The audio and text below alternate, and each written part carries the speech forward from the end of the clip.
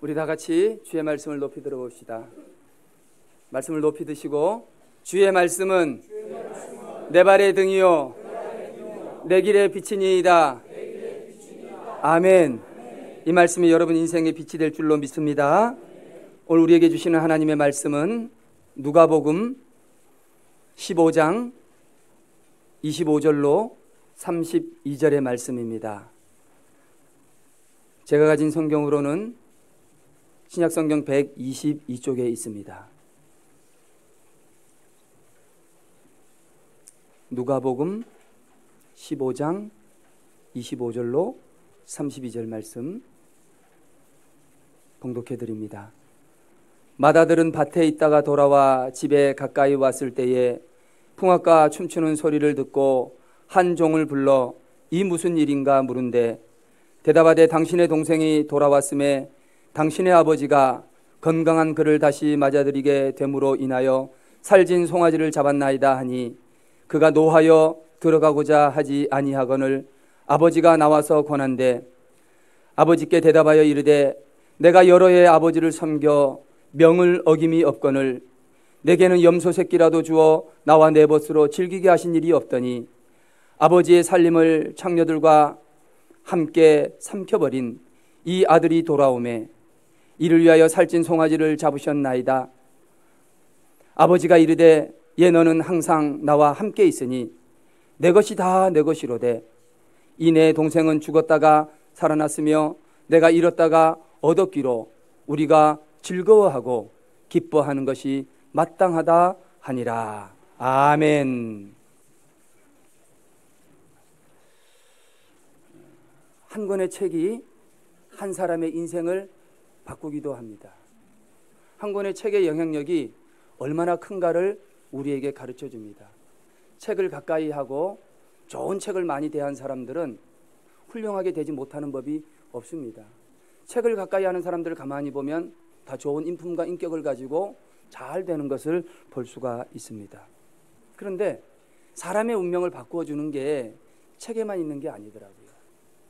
한 장의 그림을 통해서라도 사람의 운명이 바뀌는 경우가 있습니다. 바로 이 그림입니다. 이 그림은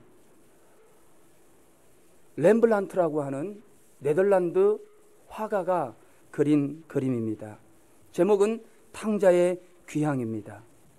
오늘 우리가 읽은 본문 말씀을 배경으로 그린 그림입니다.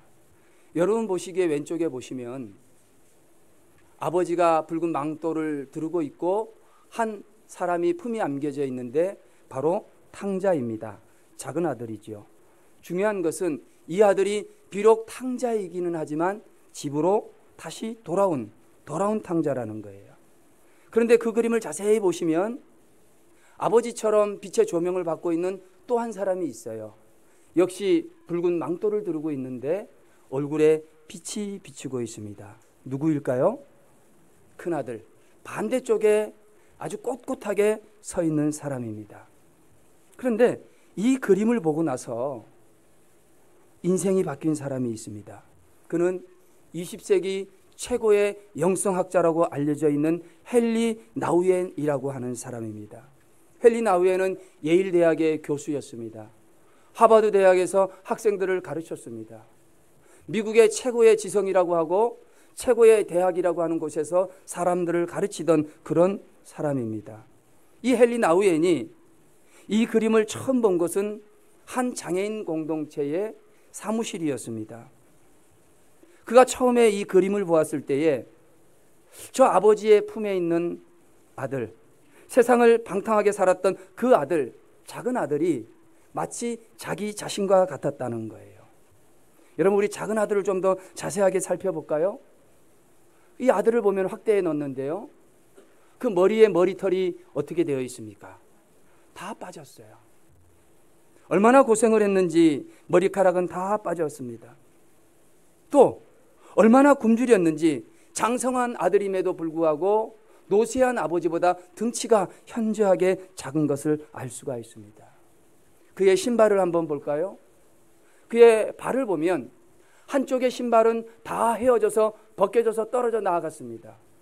떨어져 그 나아간 발의 발바닥을 보면 지금은 잘 보지 않지만 원하를 보게 되어지면 그 발바닥에 상처가 투성이라는 거예요. 빠진 머리카락, 작은 덩치, 낡고 헤어지고 상처받은 발바닥, 이 모든 것이 마치 자기 자신의 모습과도 같았던 것입니다. 왜 그러냐면 이 그림을 볼 당시에 헨리 나우엔이 바로 그랬거든요. 그는 유명한 대학의 교수였지만은 많은 사역으로 인해 심신이 지칠 대로 지쳐 있었어요. 그러니 영적으로는 메말라 있을 수밖에 없었고요. 그의 마음은 탕자의 발바닥처럼 상처 투성이었기 때문에 그렇습니다. 헨리 나우엔이 이 그림을 보는 순간에 자기 자신의 형편과 처지가 오버랩이 되면서 내가 저 작은 탕자이구나, 작은 아들이구나, 그렇게 생각을 했다는 것입니다. 그렇지 않아요? 우리가 마음이 울적할 때 나지막히 들려오는 라디오의 음악 소리를 들으며 마음이 울적해지고 나도 모르게 눈물이 흘러내리는 그런 때가 있지 않느냐는 거예요. 그런데 이 그림을 몇 회를 두고 몇 번을 두고 묵상하고 있는 가운데 어느 날 작은 아들 대신에 헨리 나우엔의 눈에 들어온 또 다른 인물이 있었다는 것입니다. 그 아들이 누구냐면 바로 반대편에 꼿꼿하게 서 있는 큰 아들입니다. 아버지 품에 안긴 아들을 바라보는 그 큰 아들, 그 큰 아들을 묵상하기 시작한 것입니다. 여러분, 큰 아들을 한번 보시기 바랍니다. 표정이 좀 이상하지 않습니까? 지금 잃었던 동생이 돌아왔습니다. 죽었던 동생이 살아왔어요. 기뻐해야 되는데 전혀 기뻐하지를 않습니다. 무엇보다도 아버지는 동생을 안고 있는데, 그리고 허리를 숙이고 있음에도 불구하고 형은 멀찌감치 강 건너 불 구경하듯이 멀찌감치 꼿꼿하게 서서 허리도 숙이지 아니하고 구경만 하고 있다는 것입니다. 반듯한 지팡이를 짚고 있어요. 아주 꼿꼿하게 서 있습니다. 나는 이렇게 꼿꼿한 사람이야 말하는 것처럼 그렇게 서 있다는 거예요. 어떻게 보면 화가 잔뜩 난 표정 같기도 하고, 또 어떻게 보면 뭔가 못마땅한 사람 같기도 합니다. 오늘 본문으로 우리가 한번 다시 돌아가 볼까요? 오늘 본문으로 돌아가 보면 거기에 기록되어 있는 큰아들은 어떤 아들입니까? 큰아들은 죽었다가 살아온 동생의 소식을 듣고 화가 났어요. 노를 바랍니다. 동생을 위한 잔치에 참여하라는 아버지의 말을 듣고 아버지 앞에 또한 원망을 합니다. 여러분, 여러 해 동안 동생이 집을 떠나 있었는데, 그리고 죽게 된 그 동생의 집으로 찾아왔음에도 불구하고 형으로서는 도저히 이해할 수 없는 표정과 모습들이 기록이 되어져 있는 것입니다. 그래서 어떤 사람들은 비록 큰아들이 아버지를 섬기고 수고하면서 집 안에 있었지만은, 몸은 집 안에 있었지만은 마음은 집과 아버지로부터 멀리 떠나 있는 집 안에 탕자라고 말을 하고 있는 거예요. 동생은 몸이 나갔어요. 집을 나간 탕자였습니다. 그러나 아버지 품으로 돌아왔기에 돌아온 탕자입니다. 그러나 여러분, 이 큰아들은 비록 몸은 집 안에 있었지만, 비록 몸은 교회에 출석하고 있었지만, 그 마음은 아버지 집으로부터 멀리 떠나 있는 집안의 탕자요. 그래서 진짜 탕자라고 이야기를 하는 거예요. 여기에서 헨리 나우엔이 집안의 탕자, 진짜 탕자는 다른 사람이 아닌, 큰아들이 아닌 자기 자신이라고 생각하기를 시작한 것입니다. 왜 그랬을까요? 여러분, 헨리 나우엔만 내가 집안의 탕자요, 뭔가 축하받아야 될 사람들이 있음에도 불구하고 마땅하지 못한 모습으로 쳐다보고 있는 그 모습이 헨리 나우엔의 그 사람만의 모습일까요? 오늘 우리들에게는 그런 모습이 없을까요? 어쩌면 오늘 그 큰아들의 모습이 오늘을 살아가는 우리들의 모습일지도 모른다는 거예요. 다른 말로 이야기하면 저나 여러분들이나 우리의 이 육신의 몸은 이 성전에, 하나님의 교회에, 아버지의 집에 있지만 마음과 생각은 멀리 떠나가 있고, 마치 몸은 이곳에 있지만 나는 한 공동체가 아니야, 다른 생각과 다른 마음으로 멀리 떠나가 있는 집안의 탕자와 같은 모습이 우리들 안에는 없느냐 하는 거예요. 여러분, 이게 어쩌면 저와 여러분들의 모습, 우리들의 믿음의 자화상일지도 모릅니다. 그래서 저는 오늘 이 시간에 이 큰아들을 중심을 좀 묵상을 해보면서 왜 큰아들이 집안의 탕자요, 진짜 탕자일 수밖에 없는가를 살펴보고 은혜를 나누고자 합니다. 첫째로 이 큰아들이 진짜 탕자일 수밖에 없는 첫 번째 이유는 큰아들은 보상 심리에 사로잡혀 있기 때문입니다. 보상 심리에 사로잡혀 있다는 거예요. 28절과 29절의 말씀에 보면 그가 노하여 들어가고자 하지 아니하거늘 아버지가 나와서 권한대 아버지께 대답하여 이르되 내가 여러 해 아버지를 섬겨 명을 어김이 없거늘 내게는 염소 새끼라도 주어 나와 내 벗으로 즐기게 하신 일이 없지 않습니까? 이야기를 합니다. 우리가 읽은 말씀 앞부분에 보면은 집을 나갔던 작은 아들이 돌아오지요. 그러자 아버지가 그 탕자를 맞이하고 좋은 옷을 입힙니다. 아까 신발이 다 떨어졌잖아요. 신을 씻깁니다. 그리고 손에는 가락지를 끼워주고 살찐 송아지를 잡고 풍악을 울리면서 잔치를 울려줍니다. 근데 그때 마침 큰아들이 밭에서 돌아오는 길이었어요. 밭에서 돌아와서 집에 와보니까 잔치가 벌어진 거예요. 이게 무슨 일인가? 한 종을 불러다가 묻습니다. 야, 우리 집에 이렇게 풍악이 울리고 잔치 소리가 나는데 이게 무슨 일이냐 묻습니다.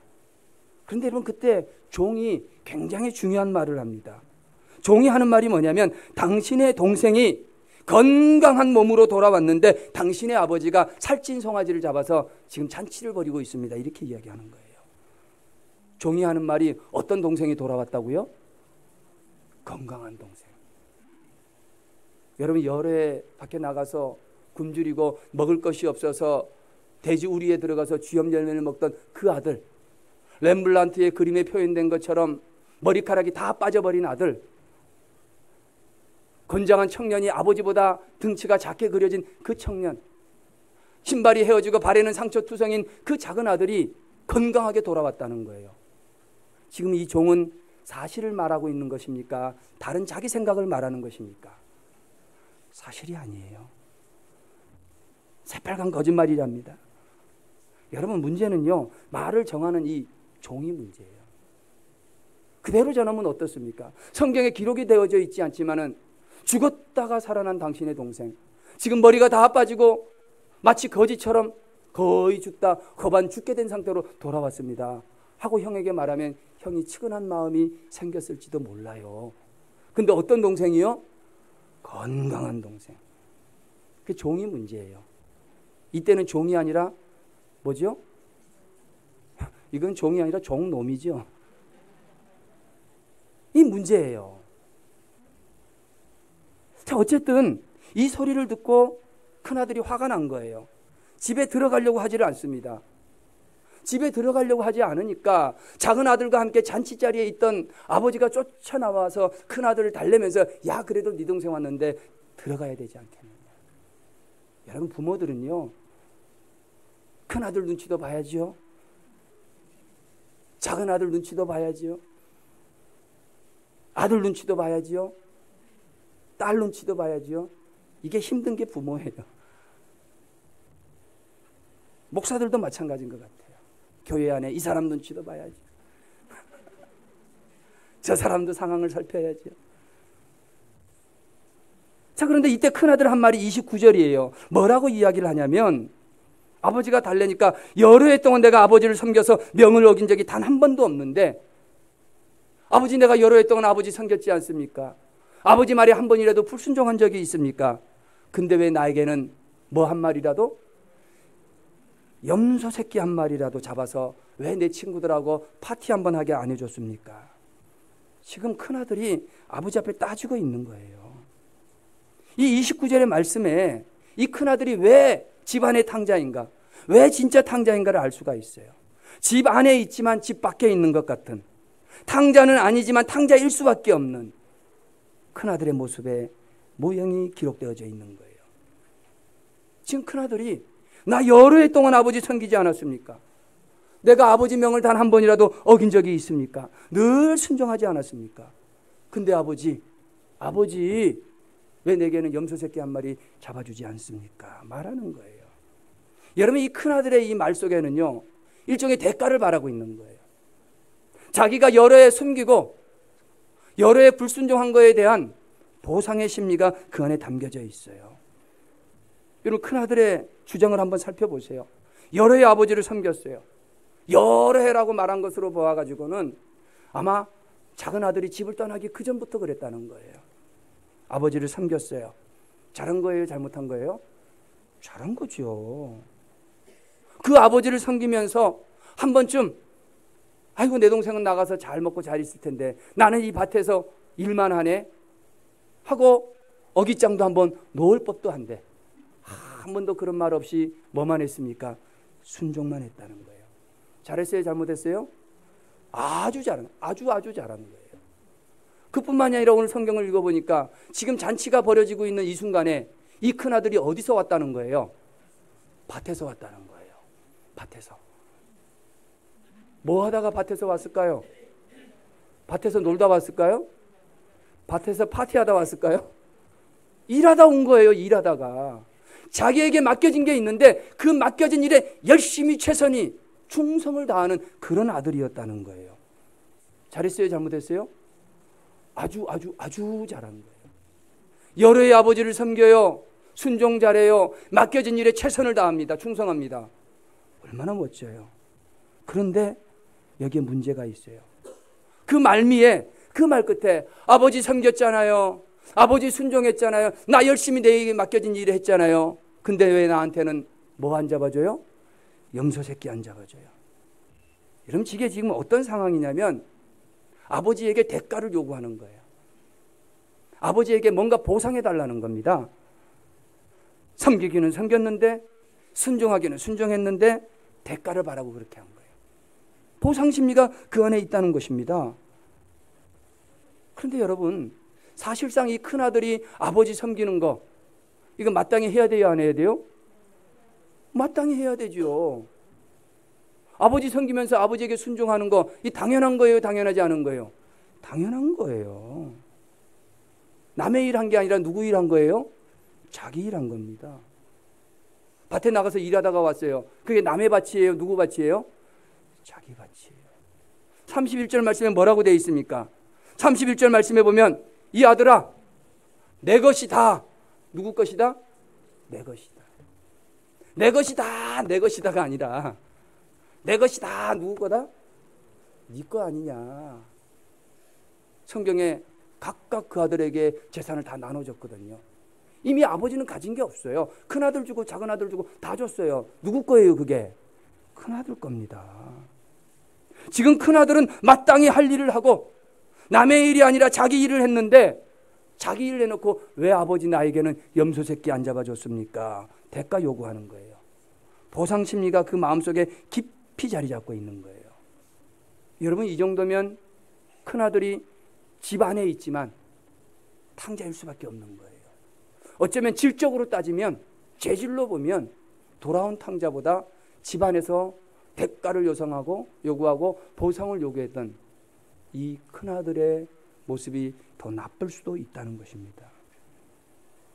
여러분, 대가를 바라는 심리, 살면서 보상을 바라는 심리, 믿음 생활하고 하나님의 교회를 섬기고 충성하는 우리들이 혹시 대가를 바라거나 혹시 보상을 생각한 적은 없습니까?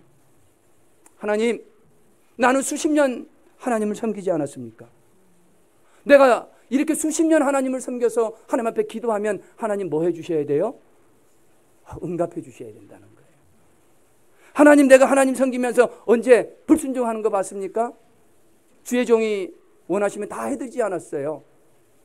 순종하지 않았습니까? 이렇게 순종하며 살았으니까 이번에는 하나님이 내 아들 어떻게 해줘야 돼요? 대학에 그냥 철썩 달라고.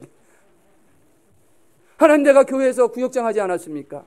하나님, 내가 교회에서 찬양팀도 하지 않았습니까? 하나님, 내가 교회 안에서 이것도 하고 저것도 하고 얼마나 봉사를 많이 했습니까? 이번에 아파트 신청했는데 어떻게 해줘야 돼요? 척하덕 당첨시켜줘야 돼요. 대박나게 해주셔야 되는 거예요. 여러분, 이게 뭡니까? 이게 대가를 바라는 거예요. 아닌 것 같은데 내가 열심히 믿었으니까, 내가 열심히 충성하고 내가 열심히 봉사했으니까 하나님도 뭔가 나에게 해주셔야 된다고 생각하는 거예요. 만약에 이런 마음이 우리에게 조금이라도 있다고 한다면 우리는 큰아들과 다를 바가 없습니다. 우리는 집안에 있지만 탕자일 수밖에 없고 진짜 탕자일 수밖에 없는 거예요. 왜요? 내가 수고했기 때문에 당연히 받아야 된다는 거예요. 내가 수고했기 때문에 당연히 하나님은 그렇게 해주셔야 된다는 거예요. 보상심리요, 대가가 있다는 겁니다. 그런데 여러분, 한번 우리의 삶을 한번 보세요. 우리가 이 땅에 오늘 삶을 살면서 오늘도 마찬가지예요. 하나님께서 오늘 우리가 먹고 입고 잘 만한 모든 의식주를 주셨어요, 안 주셨어요? 주셨단 말이에요. 오늘 여기 오신 분 중에 혹시라도 노숙하고 오신 분 계세요? 하나님 좋은 집을 주셨잖아요. 그런데 하나님, 내가 이렇게 했으니까 더 좋은 집 주셔야 된다는 거예요. 여러분, 하나님은 오늘 우리에게 필요한 양식과 오늘 우리에게 필요한 건강 다 주지 않았어요. 이게 대가로 주신 거예요? 이게 하나님이 여러분들이 열심히 일했기 때문에 보상으로 주신 겁니까? 아니에요. 뭐로 주셨냐면 하나님의 은혜로 주신 거예요. 여러분, 우리가 절대로 잊어버리지 말아야 할 것이 있습니다. 그것은 성도는 내가 수고한 것에 대한 보상으로 살아가는 것이 아니라 거저 주시는 하나님의 은혜로 살아야 되는 줄 믿습니다. 내가 이렇게 사는 게 내가 일하고 헌신하고 수고한 대가와 보상으로 사는 것이 아니라 하나님의 은혜로 산다는 거예요. 사랑하는 우리 한마음 성도 여러분, 오늘 여러분들은 어떻습니까? 하나님의 은혜로 사십니까? 아니면 여러분 열심히 일했기에 그 일한 대가와 보상으로 살고 계십니까? 저는 이 시간 간절히 바라기는 내가 주 안에서 무엇을 했든지, 내가 주 안에서 어떤 삶을 살았든지 대가나 보상을 요구하는 큰아들이 아니라 하나님의 은혜로 사는 믿음의 모습들이 있게 되시기를 주님의 이름으로 축원합니다. 이게 첫 번째예요. 대가와 보상 심리. 둘째로 큰아들이 진짜 탕자인 이유가 있습니다. 그것은 우월의식에 사로잡혀 있기 때문이에요. 29절과 30절 말씀에 보시면 아버지께 대답하여 이르되 내가 여러 해 아버지를 섬겨 명을 어긴 적이 없거늘 내게는 염소 새끼라도 주어 나와 내 벗으로 즐기게 하신 일이 없더니 아버지의 살림을 창녀들과 함께 삼켜버린 이 아들이 돌아오매 이를 위하여 살찐 송아지를 잡았습니다. 이야기를 하는 거예요. 지금 이 말은 뭐냐면 아버지가 나와서 큰아들에게 야 잔치 들어가자 하고 아버지가 달래니까 권면을 하니까 아들이 아버지에게 하는 반문입니다. 지금 제가 읽어드린 29절과 30절 이 짧은 두 구절 속에 큰아들은 자기 자신에 대한 평가와 자기 동생에 대한 평가를 내리고 있어요. 그런데 이 평가를 살펴보면 틀린 게 없어요. 다 맞아요. 맞지만 그 옳은 평가 속에, 옳다고 생각하는 그 논리 속에 무서운 마귀적 논리가 숨어져 있다는 거예요. 여러분, 옳다고 다 맞는 것은 아니기 때문에 그래요. 여러분 한번 차분하게 들어보세요. 큰아들이 자기 자신에게 내리는 평가입니다. 아까도 말씀드렸지만 여러 해 아버지를 섬겼다는 거예요. 맞아요. 성경에 기록이 되어 있어요. 내가 여러 해 동안, 동생은 나가서 엉뚱한 짓 할 동안에 나는 떠나지 않고 아버지 곁에서 아버지를 섬겼어요. 어떤 아들이에요? 괜찮은 아들이에요. 아버지 섬기면서 아버지의 명을 어긴 적이 없어요. 명을 어긴 적이 없으니 늘 순종만 한 거예요. 불순종한 적이 없어요. 여러분 아무리 착한 아들이요 착한 자녀라 할지라도요 100번 다 그렇습니까? 그렇지 않아요. 안 그럴 때가 많아요. 그런데 순종만 했으니 이거 더할 나위 없이 좋은 아들 아닙니까? 그러니까 결국 자기는 어떤 아들이에요? 좋은 아들이에요. 괜찮은 아들이에요.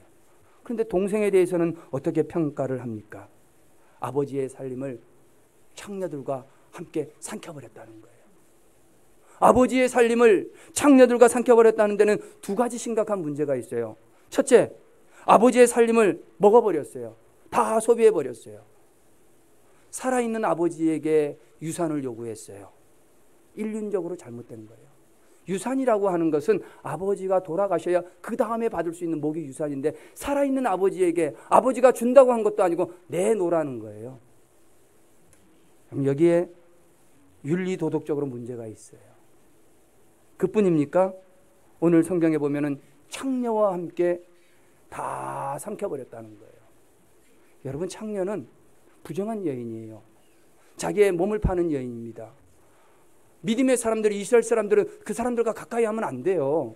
이거는 하나님에게 옳지 못한 일이고 신앙적으로 옳지 못한 거예요. 종교적, 신앙적으로도 문제라고 평가를 하고 있는 거예요.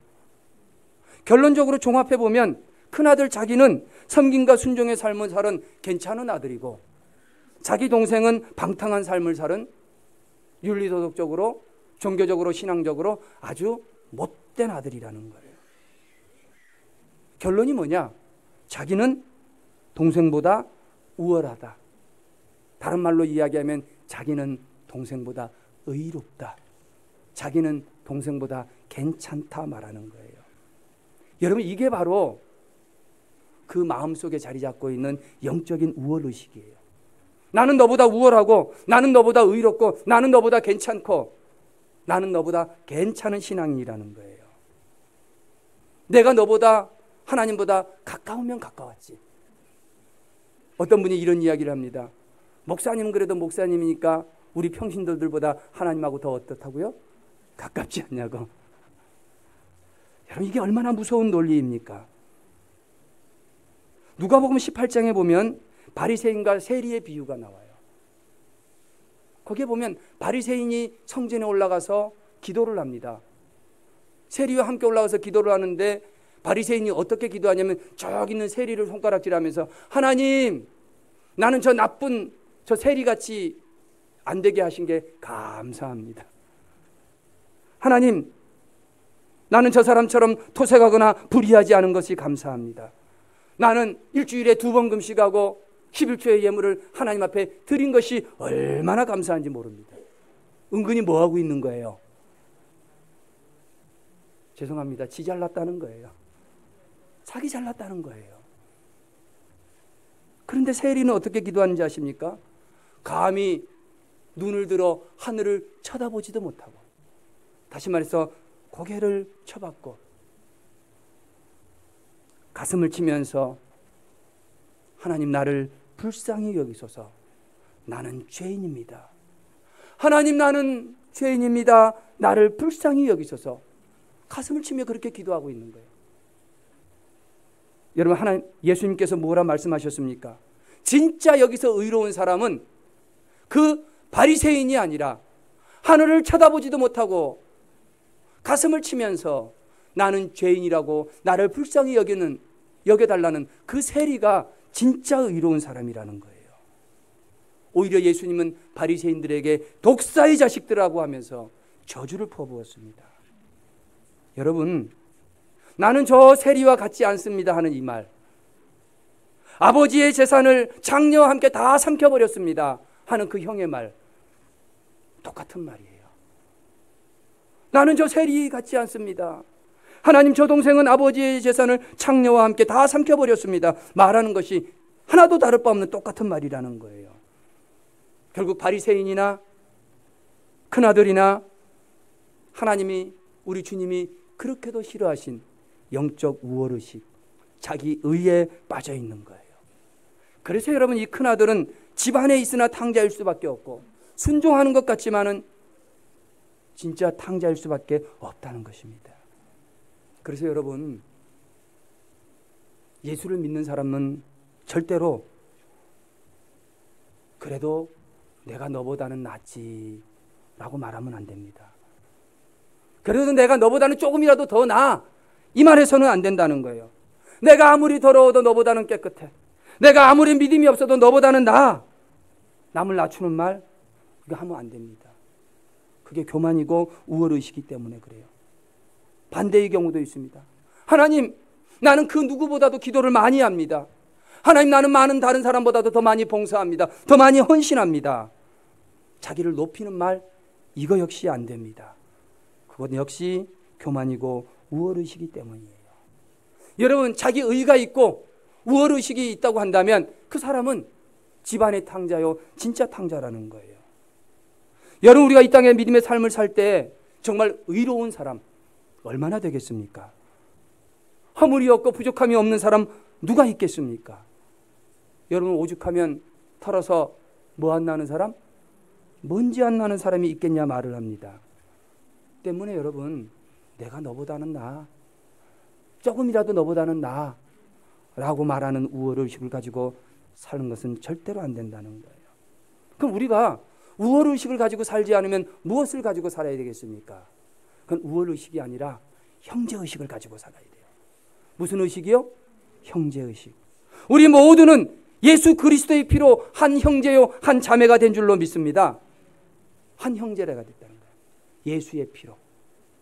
여러분, 우리가 상대방을 경쟁자로 보면은 그 사람을 이겨야 돼요. 어떻게 밟고서라도 올라서야 됩니다. 그러나 한 피를 나눈 형제요 자매라고 한다면 그를 아껴주고 위해주고 울 때 함께 울어주고 웃을 때 함께 웃어줘야 된다는 거예요. 저는 우리 한마음교회 모든 성도들이 우월의식 속에 사로잡힌 집안의 탕자, 진짜 탕자 한 명도 없기를 주의 이름으로 축원합니다. 형제의식을 가지고 우리는 당신은 나보다도 조금 낫습니다 말하는 형제의식 가지고 살게 되시기를 주님의 이름으로 축원합니다. 몇 사람들하고 인사 한번 해보십시다. 당신이 나보다 조금 더 낫습니다.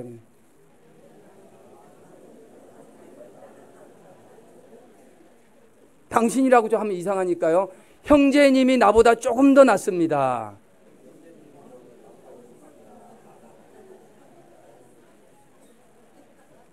많이 나요? 여러분, 이게 우월의식이 아닌 형제의식이에요. 마지막 세 번째로 큰아들이 진짜 탕자일 수밖에 없는 이유가 있습니다. 그것은 물질주의에 사로잡혀 있기 때문에 그래요. 31절과 32절을 읽어드립니다. 아버지가 이르되 얘 너는 항상 나와 함께 있으니 내 것이다 내 것이로되 이 동생은 죽었다가 살아났으며 내가 잃었다가 얻었기로 우리가 즐거워하고 기뻐하는 것이 마땅하다 하니라. 이 말은 무슨 말이냐면 지금 화가 나 있고 아버지를 원망하는 큰아들을 아버지가 달래면서 하는 말이에요. 하시는 말씀이 뭐냐면 야, 내 것이다. 누구 것이다? 네 것이다. 내가 가진 모든 것이 다 너의 것이 아니냐? 근데 여러분, 이 말 속에 담겨져 있는 핵심은 뭐냐면 그건 소유권이라는 거예요. 뭐라고요? 소유권. 내 것. 나의 모든 소유와 소유권이 누구의 것? 큰아들의 것, 네 것이 아니냐? 소유권에 말하고 있어요. 근데 아버지가 왜 이 소유권의 이야기를 들추어내고 있냐면 지금 큰아들이 그것 때문에 화가 난 거거든요. 지금 살찐 송아지 한 마리 잡았는데 그게 누구 거예요? 그거 잡아버렸어요. 소유에 문제가 생긴 거예요. 그러니까 아버지가 하는 말이 내 것이다 내 것이 아니냐 말씀하고 있어요. 큰아들의 가장 큰 관심은 소유입니다. 소유. 소유권이 누구에게 있느냐. 근데 여러분, 아버지의 관심은 좀 달라요. 32절에 하시는 말씀이 내 동생은 죽었다가 살아났다. 잃었다가 다시 찾았다는 거예요. 지금 아버지의 관심은 작은 아들이 죽지 않고 살아 돌아온 거, 그게 전부 다예요. 지금 존재하는 거, 지금 생명이 붙어 있는 거, 그게 다라는 거예요. 아버지의 관심은 소유에 있는 게 아니라 존재에 있었던 거예요. 살아있는 것, 존재하는 것, 생명이 있는 것, 내 아들에게 그것이 있는 것, 그것 하나만으로 만족하는 거예요. 그래서 그 몹쓸 아들이 돌아왔는데도 옷도 입히고 신발도 신기고 가락지도 끼워주고 잔치를 벌여주는 거예요. 결국에 여러분, 두 개의 싸움입니다. 소유와 존재의 싸움이에요. 소유 방식과 존재 방식의 싸움이라는 거예요. 에리 프롬이라고 하는 사람은 사람에게는 두 가지 존재 방식이 있다는 거예요. 하나는 소유형이에요. 소유형. 누구와 같은 겁니까? 큰아들, 큰아들의 방식이에요. 모든 판단의 기준을 소유로 보는 것입니다. 무엇을 소유하고 있는가? 얼마를 소유하고 있는가? 어떤 집을 소유하고 있는가? 어떤 차를 가지고 있는가? 소유에 관심이 있는 거예요. 소유로 모든 것을 판단하는 거예요. 큰아들처럼. 그런데 다른 또 하나는 존재형이에요. 아버지의 방식입니다. 지금 아버지에게 중요한 것은 얼마나 가졌냐, 무엇을 가졌냐, 이게 중요한 게 아니라 지금 살아있느냐, 지금 존재하고 있느냐, 지금 생명이 있느냐. 아버지의 관심은 존재 그 자체에 있다는 거예요. 여러분, 오늘 본문에 나오는 아버지는 하나님 아버지를 의미하는 거예요. 여러분, 하나님이 이 땅에 사는 우리들에게 가지고 있는 관심은 뭐냐면 여러분들이 얼마나 가지고 있느냐가 아니라 여러분들 안에 예수의 생명이 있어서 영적으로 살아있느냐, 믿음 안에 살아있는 삶을 살고 있느냐, 거기에 관심이 있다는 거예요. 여러분, 우리 교회가 10월 달부터 예수 생명 나눔 운동을 하지 않습니까? 예수의 생명을 나눠주자는 거예요. 살아있으나 실상 죽어있는 사람들, 그 사람들에게 나누어 주자는 거예요. 예수의 생명을 전해주자는 거예요. 세상에 존재하는 모든 사람들에게 당신은 살아있는 것 그거 하나만으로 가치가 있어요. 당신은 존재하는 것 그거 하나만으로 예수님의 사랑을 받을 충분한 자격이 있습니다. 예수 믿으세요. 예수님의 사랑을 전하는 거예요. 예수님의 생명을 전하고 예수님의 생명을 나누는 거예요. 왜? 이게 하나님이 원하는 방식이니까. 이게 하나님이 원하는 것이기 때문에. 여러분, 죽어가는 영혼들이 있어요. 오늘 우리가 이것을 모른 채 하고 지나간다면, 나와 상관없는 일이라고 여긴다고 한다면, 내가 하고는 싶지만 하면서 생각만 하고 있다고 한다면, 여러분, 우리는 어쩌면 집안의 탕자일 수도 있어요. 왜? 존재에는 관심 없기 때문에. 사는 성도 여러분, 우리는 이 큰아들이 가지고 있었던 물질주의, 소유지상주의에서 벗어나야 될 줄로 믿습니다. 저는 이제 말씀을 좀 정리해 보려고 해요. 작은 아들은 집을 떠난 탕자였지만 돌아왔어요. 그래서 돌아온 탕자입니다. 큰아들은 집안에 있었지만 그 마음과 생각이 멀리 떠나 있는 집안의 탕자요, 진짜 탕자였습니다. 왜요? 보상심리에 빠져 있었기 때문에. 내가 너보다는 낫지, 우월의식에 사로잡혀 있기 때문에. 존재가 아니라 소유, 물질주의에 사로잡혔기 때문에. 사랑하는 성도 여러분, 우리 한마음교회 모든 성도님들은 보상이 아니라 하나님의 은혜에 사로잡히기를 주의 이름으로 축원합니다. 우월의식이 아니라 형제의식으로 무장하시기를 주님의 이름으로 축원합니다. 소유의 방식이 아니라 존재의 방식으로 예수의 생명을 나누는 저와 여러분 다 되시기를 주님의 이름으로 축원합니다.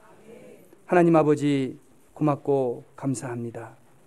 오늘 우리가 주의 말씀을 듣습니다. 하나님, 혹 나는 내 육신은 하나님의 교회 집안에 있었지만은 그 생각과 마음이 멀리 떠나 있는 집안의 탕자는 아닙니까? 하나님, 내가 하나님의 일을 하면서도 대가를 바라거나 보상을 바랬던 그런 적은 있지는 않습니까? 내가 너보다는 조금은 나아 우월의식에 사로잡혀 있지는 않았습니까?